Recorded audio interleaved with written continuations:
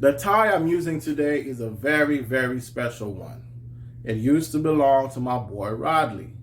The way I came into possession of this tie was that back in 2014, when I went to church one Sabbath, I saw Rodley wearing it, and I simply told him, "Yo, that's a nice tie."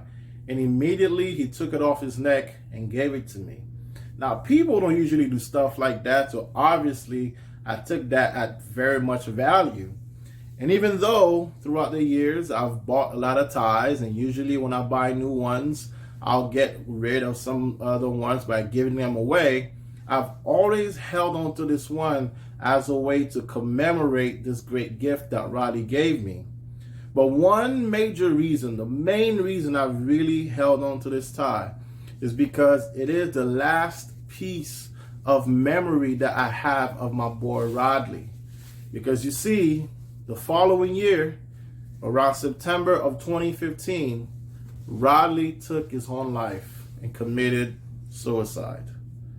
You see, Rodley was the kind of guy who was always smiling.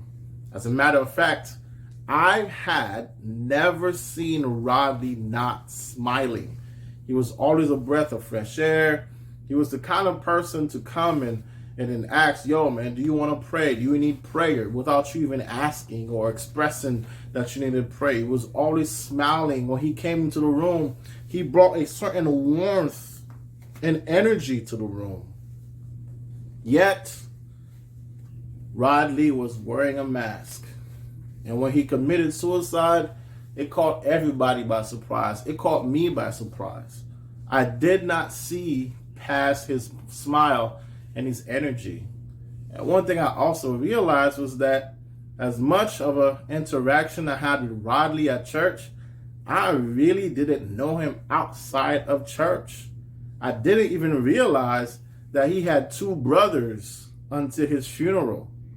So the message today, when I'm tying my tie, is very simple. It's keep up with people. Check up on people. Make time for people.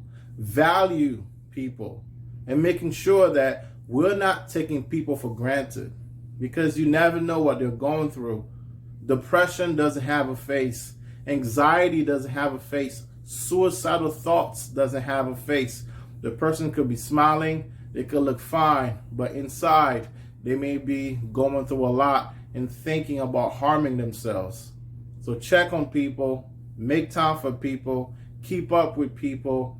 Making sure that we're making time for them and showing them that we're not taking them for granted and that they are valued.